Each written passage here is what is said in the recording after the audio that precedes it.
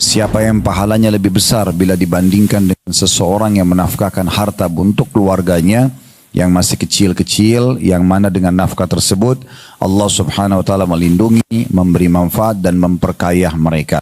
Jangan pernah memberikan celengan buat anak-anak. Ya, kalau sudah terjadi ya qadarullah ma syaa fa'al, tapi kedepannya lebih baik diubah. Karena memberikan celengan kepada mereka dan katakan menabung ya nak, maka kita sudah tanamkan pada diri dia sifat pelit dan perhitungan. Atau ada saja siapapun yang meminta, yang kira-kira memang membutuhkan, maka kita melatih diri kita dan anak-anak untuk terbiasa memberi. Assalamualaikum warahmatullahi wabarakatuh. Halo sahabat semuanya yang dirahmati Allah. Pernahkah kita merasa bahwa harta yang kita keluarkan untuk keluarga hanyalah kewajiban biasa? Padahal ternyata di balik itu ada pahala besar yang dijanjikan Allah. Sedekah kepada keluarga bukan sekedar memenuhi kebutuhan mereka, tapi juga menjadi amalan yang mengalirkan keberkahan rezeki, bahkan bisa menjadi jalan menuju surga.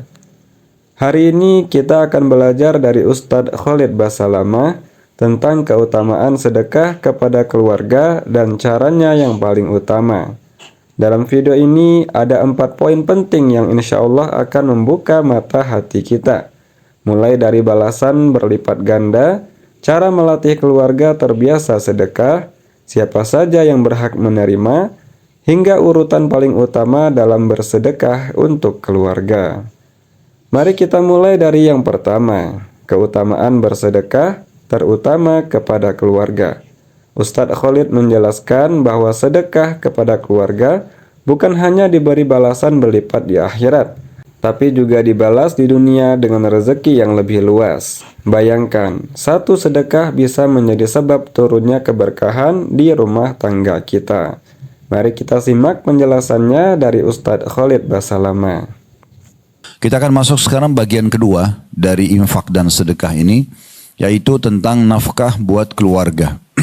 Sebagaimana sudah saya bilang, di dalam bab ini kita akan bagi menjadi 4 atau 5 kali pertemuan dengan rincian masing-masing daripada bentuk sedekah yang akan dikeluarkan. Nah, di cetak yang kedua ini di halaman 36 atau 56 tepatnya, hadis Nabi SAW dari Abu Hurairah radhiyallahu anhu yang berbunyi, dinarun anfaqtahu fi sabilillah wa dinarun anfaqtahu fi raqabah wa dinarun tasaddaqta bihi ala miskin wa dinarun anfaqtahu ala ahlik a'zamuha ajran alladhi anfaqtahu ala ahlik. Terjemahannya, 1 dinar yang engkau infakkan di jalan Allah dan 1 dinar yang kau infakkan kepada hamba sahaya dan 1 dinar yang kau sedekahkan kepada fakir miskin dan 1 dinar yang kau nafkahkan buat keluargamu, maka yang paling besar pahalanya adalah 1 dinar yang kau nafkahkan buat keluargamu. Ada footnote nomor 67, hadis ini diriwayatkan oleh Imam Muslim. Seperti biasa kita baca dulu apa yang ditulis oleh penulis, baru kita panjang lebar masuk kepada syarah atau penjelasan daripada bahasan kita pada siang ini, masalah nafkah buat keluarga. Kata penulis di halaman 57-nya, maksud hadis ini adalah perintah menafkahi keluarga dan penjelasan tentang keagungan pahalanya. Karena di antara mereka ada yang wajib dinafkahi atas dasar kekerabatan. Ada yang sunnah dinafkahi sehingga menjadi sedekah dan menyambung kekerabatan, dan ada yang sifatnya wajib. Dan Muslim, maksudnya Imam Muslim perawi hadis, meriwayatkan perkataan Abu Kilab radhiyallahu anhu bahwa siapa yang pahalanya lebih besar bila dibandingkan dengan seseorang yang menafkahkan harta untuk keluarganya yang masih kecil-kecil, yang mana dengan nafkah tersebut Allah subhanahu wa ta'ala melindungi, memberi manfaat dan memperkaya mereka. Hadis ini juga disebutkan oleh Imam Nawawi dalam Sahih Muslim, atau Imam Muslim meriwayatkan dan dinukil kembali oleh An-Nawawi. Hadis ini memberikan pelajaran kepada kita yang pertama, adanya motivasi agar kita selalu bersedekah. Ya, apapun itu kita keluarkan sedekah, dan banyak sekali ragam. Banyak juga pihak-pihak yang bisa kita berikan untuk menerima sedekah kita. Di sini dirincikan pelajaran pertama tentang masalah dinar itu ada motivasi untuk mengerjakan sedekah itu sendiri. Dan di pertemuan yang lalu sudah kita jelaskan bahwa tidak akan pernah mengurangi harta seseorang. Prinsip dasar seorang muslim sangat beda dengan kapitalis. Kalau seorang muslim memiliki uang 1 juta rupiah misalnya, kemudian dia menginfakkan 100.000, maka tidak ada seorang muslim yang faham teori agama kemudian mengatakan uang saya berkurang karena hanya tinggal 900.000 saja. Dari 1 juta sudah diinfakkan 100.000. Tapi kalau dia faham teori agamanya, dia faham keutamaan sedekah, maka dia sangat yakin 100.000 yang dikeluarkan justru akan lebih besar nanti nilai feedbacknya atau akan kembali kepada dia ya daripada uang yang dia tabung bahkan. 100.000 itu bisa minimal menjadi 10 kali lipat, bahkan kelipatan-kelipatan yang banyak dia akan dapat dalam bentuk balasan pahala yang akan dia terima nanti pada hari kiamat, juga dalam bentuk rezeki yang akan didapatkan di muka bumi ini. Mungkin dalam bentuk uang yang sama, atau mungkin diberikan kesehatan, diberikan kekuatan, diberikan keturunan, diberikan keselamatan. Banyak sekali bahasan rezeki yang luas yang akan didapatkan hanya dengan 100.000 rupiah tadi. Oleh karena itu, tidak akan pernah kita temui seorang muslim akan mengatakan, oh uang saya berkurang dengan sedekah. Sesuai dengan sabda Nabi SAW, ma naqasa malu min sadaqah. Tidak akan berkurang harta seorang hamba karena bersedekah. Subhanallah, kalau tadi kita sudah tahu keutamaan sedekah kepada keluarga, sekarang mari kita renungkan. Bagaimana caranya agar keluarga kita juga terbiasa dengan amalan ini? Di sesi yang kedua ini, Ustadz Khalid Basalamah mengingatkan bahwa kita jangan hanya membiasakan keluarga untuk menabung, tapi juga melatih mereka bersedekah. Karena apa yang ditabung akan menjadi warisan saja. Sedangkan sedekah akan menjadi investasi abadi yang kita bawa ke akhirat nanti. Mari kita simak penjelasan selanjutnya dari Ustadz Khalid Basalamah. Saya juga sudah mengatakan latih diri kita, Bapak Ibu sekalian, dan juga kepada anak-anak kita agar terbiasa untuk bersedekah. Saya sudah ingatkan, jangan pernah memberikan celengan buat anak-anak. Ya, kalau sudah terjadi, ya qadarullah ma syaa fa'al, tapi kedepannya lebih baik diubah. Karena memberikan celengan kepada mereka dan katakan menabung ya nak, maka kita sudah tanamkan pada diri dia sifat pelit dan perhitungan. Kalau kita memberikan adik dan kakak misalnya masing-masing 1 celengan, dan kita memberikan misalnya masing-masing 10.000 rupiah, dan mereka meletakkan dalam celengannya dengan niat supaya mereka terbiasa menabung, maka pastikan pada detik itu mereka akan sudah mulai punya sifat pelit, sifat bakhil dalam agama kita. Dan pelit atau bakhil ini hukumnya haram dalam Islam, tidak boleh. Kapan si kakak memegang celengan si adik, maka mungkin adik sudah marah. Atau sebaliknya, bahkan kadang-kadang kita sebagai orang tua pun kalau memegang celengan si anak, mungkin bisa saja dia marah. Apalagi kalau sampai memakai isi daripada celengan itu. Padahal uang asalnya dari orang tuanya. Jadi yang benar seperti apa?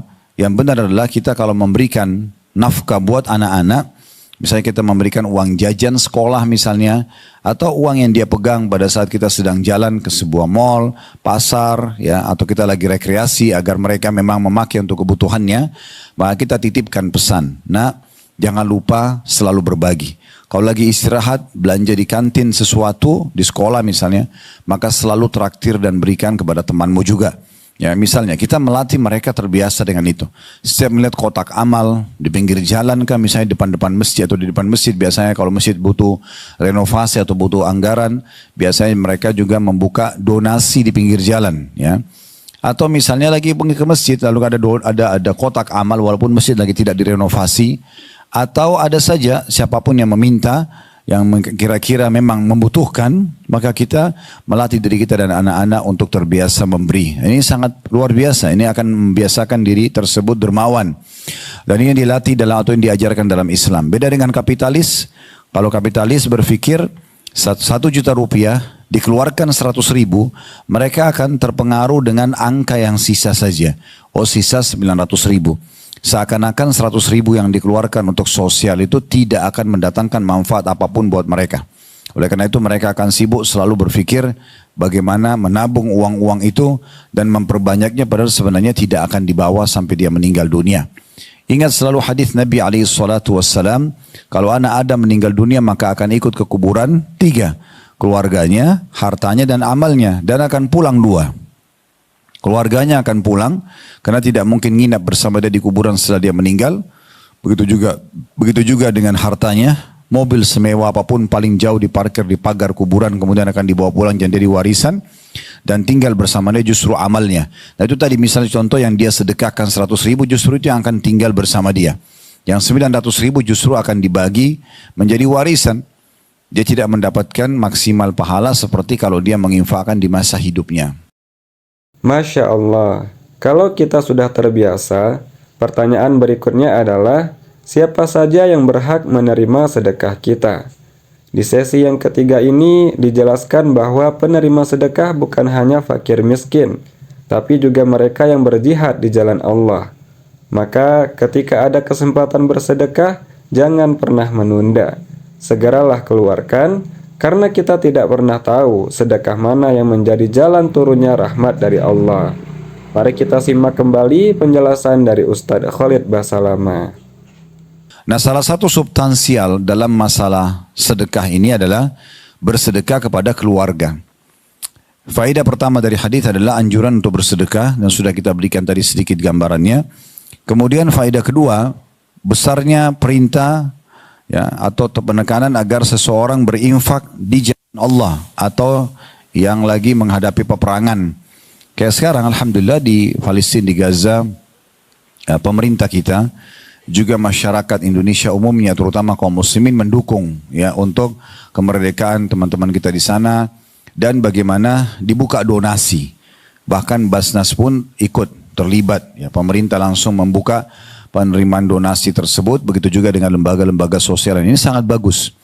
Dan ini yang disebutkan bagian pertama dari hadis tentang anjuran untuk bersedekah di jalan Allah Subhanahu wa taala. Ya, tepatnya kalau lagi berperang misalnya ya. Juga masuk dalamnya adalah semua yang digunakan untuk di jalan Allah seperti misalnya berinfak untuk para penuntut ilmu, santri, guru ngaji, guru agama ya. Beasiswa yang kita berikan kepada orang-orang yang untuk melanjutkan studinya, ini juga di jalan Allah Subhanahu wa taala. Kemudian faedah ketiga dari hadis adalah adanya anjuran juga untuk membiayai para hamba sahaya, baik kebutuhan mereka ataupun pembebasan mereka dari keterbudakan. Nah di masa kita sekarang sudah tidak ada ini tentunya, tapi di masa dulu ini terakhir penghapusan pembudakan ini di Perang Dunia Kedua. Sebelumnya itu masih ada masa perbudakan. Ya, bahkan di masa-masa era berkembang pesatnya dunia ini, di Amerika saja itu di awal-awal ya mereka berkembang pesat sebelum Perang Dunia Kedua, itu masih banyak perbudakan. Ya, dan budak ini berarti mereka diperjualbelikan dari kalangan manusia juga. Dan alhamdulillah sudah dihapus dan termasuk negara-negara Islam lah yang pertama mendukung penghapusan tersebut. Sehingga tidak ada lagi. Nah kalau itu ada, hamba sahaya biasanya dari tawanan perang, biasanya juga dari orang-orang kalau masa dulu ya, orang kalau jalan tidak merasakan keamanan kayak kita sekarang. Alhamdulillah kita sangat aman sekarang. Kita mau ke seluruh muka bumi ini menggunakan pesawat misalnya, pesawat terbang, menggunakan apalah ya, kapal, mungkin transportasi darat misalnya kalaupun terjangkau. Dari kota ke kota, dari negara ke negara, maka semuanya dengan aman. Ya, setiap wilayah punya security tersendiri, keamanan, kenyamanan, transportasi. Kalau masa dulu orang menunggangi kuda dan unta. Dan di setiap potongan jalan bisa setiap saat mereka diserang oleh perampok. Kemudian dirampas hartanya dan mereka sendiri dibawa ke pasar budak dan dijual.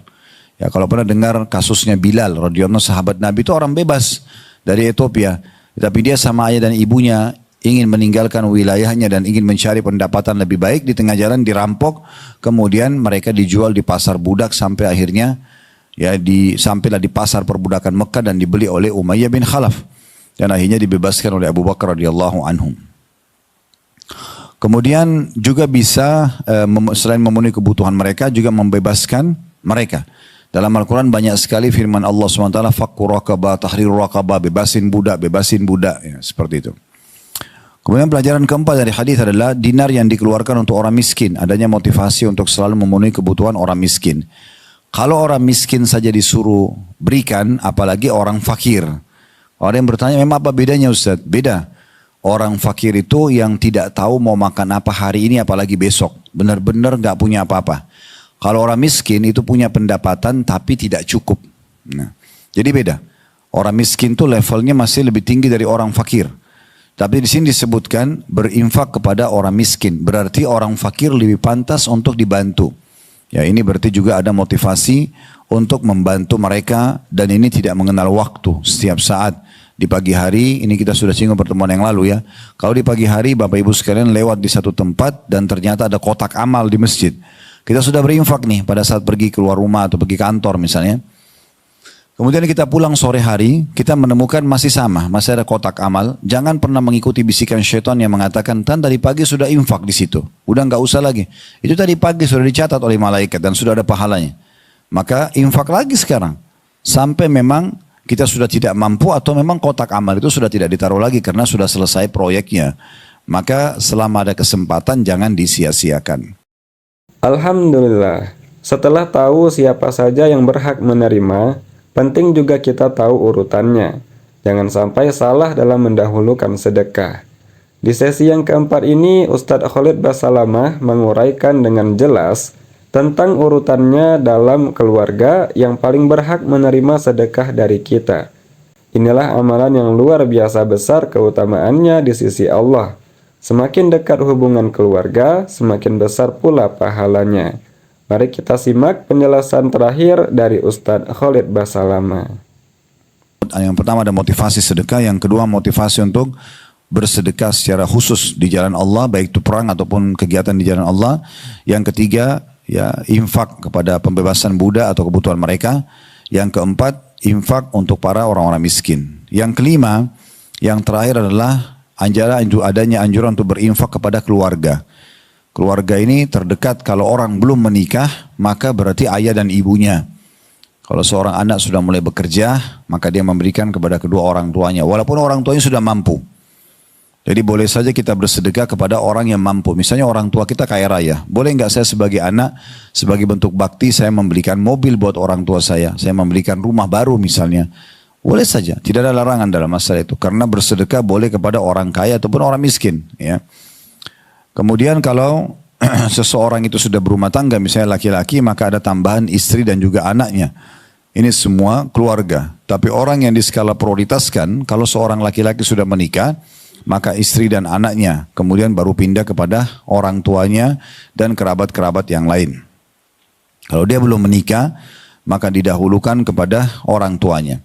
Demikian juga orang tua yang menginfakkan kebutuhan anak-anaknya.